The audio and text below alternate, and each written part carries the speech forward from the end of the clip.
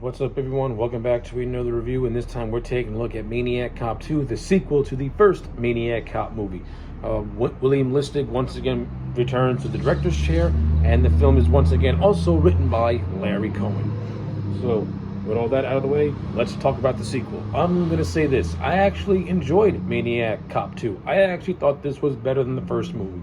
Now, while I don't hate the first Maniac Cop movie, it's just a very middle-of-the-road, decent slasher. The first Maniac Cop is just a overall decent slasher movie, but that movie's weak point is that the overall story is just not really all that engaging, and it doesn't really play with the whole premise, and doesn't really play with its premise a lot, or the ideas that it set up.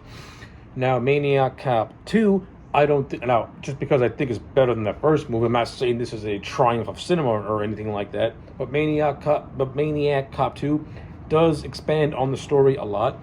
And I think the characters are much more stronger when compared to that first movie. Like even though that first movie had actors like Tom Atkins and Bruce Campbell and Richard Roundtree, it overall didn't really do anything all that intriguing with them or anything all that interesting with them. Now, when you go to the sequel, the characters are what they are, but at least there's some intrigue going on there. You have the character of Susan Riley, who's like a police psychiatrist. She's a somewhat interesting character on how she's a disbeliever in Matt Cordell, but once she gets attacked by Cordell, she pretty much does whatever she can to try and prove that he's not dead, that he's alive, to the point where the police commissioner named Doyle, played by Michael Lerner, is going to do whatever he can to try and shut her up. And I like how William Lustig, takes the idea of police corruption that he set up in that first movie, and he expands it in this movie, which I liked and which I enjoyed. And it actually adds more to the character of Matt Cordell, who was not a bad guy. He was a good cop, but he was a good cop that was destroyed by corrupt officials and the system, and that ruined his reputation, and which ultimately led to his demise while he was in prison. It adds a lot more to the character of Matt Cordell, which I also like, which also was pretty good. This movie also has the addition of Robert Davi as a lieutenant named Sean McKinley, and I like Robert Davi in this movie. I like how he's playing like this 1940s noir police detective. Like, Davi just has that face of somebody who would fit so well in a 1940s style noir movie as a detective. Like, he's very low talking, but he's stern and he takes no bullshit. And I like Davi in this movie. He was a very welcome addition. We also get the returns of Bruce Campbell and the actress who played Teresa, whose name escapes me. They returned in this movie. Bruce Campbell is more or less taken out 20 minutes in when he's at a newspaper stand interacting with Robert Earl Jones, the father of the late great James Earl Jones. Matt Cordell stabs him in the neck while he is reading the papers. Cordell enacting part 1 of his revenge tour, and part 2 he pretty much attacks Riley and Teresa as they're in a taxi. This was also a pretty decent and thrilling scene. Jack kind of goes out unceremoniously, but at least Teresa puts up a fight trying to save Susan with a chainsaw before Cordell snaps her neck, which also segues into a very entertaining scene where Susan is handcuffed to a car door, and she's trying to do anything in her power to not be killed by a car that's spinning out of control because of Cordell. So that was a nice little scene. This also leads to the further expansion of McKinley and Riley, who at first don't really get along, but then they start to work together to try and take down Cordell, which leads to the third act, which I actually thought was which I think the third act in this movie was a big improvement over the third act of the last movie. But leading to that third act in this movie was actually pretty good, because once you get to the second half of this movie, this character named Turkle is introduced, and he ends up being more or less working with Cordell. So when the movie begins, there's a series of killings that are taking place in New York of a bunch of strippers being killed in New York.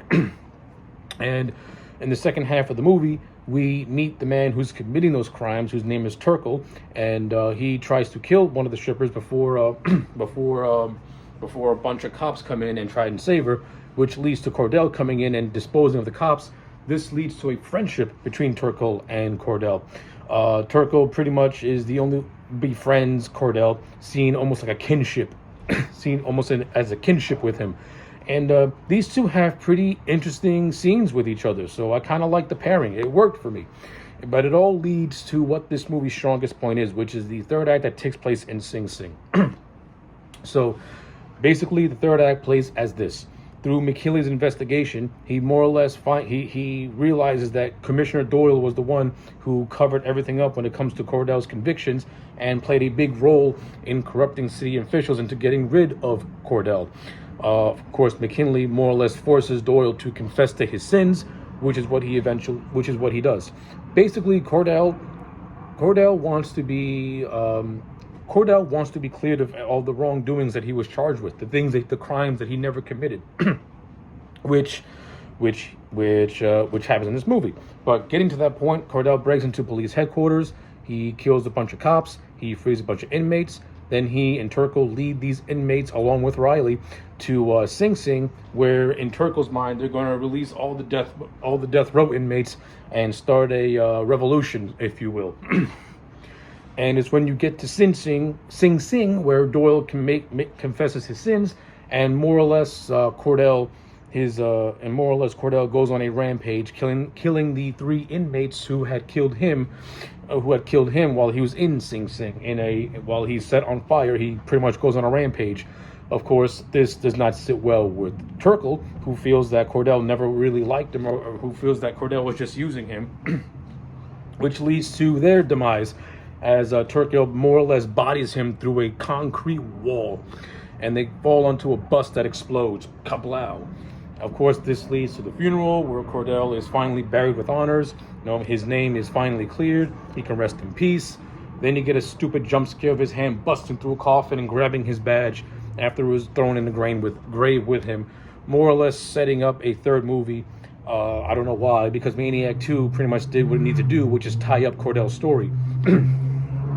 Like, when you watch Maniac Cop 1 and 2 together, it pretty much tells the story of Matt Cordell doing all these things to finally have his spirit be laid to rest and having his name be cleared of all the wrongdoings that he never committed, and the false crimes that were charged against him. And once you get to the sequel in the third act, and him finally, in his case being reopened, and everyone pretty much accepting the blame for the crimes they committed, that should have more or less led to the end of Cordell's story. But there's a third Maniac Cop movie that I've never seen. I don't know how he's going to come back this time or what that story entails, but when I get to it, we'll see. But overall, I enjoyed Maniac Cop 2 for what it was. Is this high quality? No. But is it a decent slasher? Yeah. Does it make some improvement? Does it make improvements over that last movie? Yes, it does. Are those improvements enough to improvements enough to raise the grade? Maybe by 1. Like, when compared to the first, I'm going to give this one a 6 out of 10. I think it's more enjoyable. It has a better story and better cast of characters and a better ensemble of actors. But yeah, that's basically it. Maniac Cop 2 is a solid 6 out of 10. Well, those are my thoughts. Let me know yours in the comment section down below. Like the video and subscribe, and I'll check you back next time for more.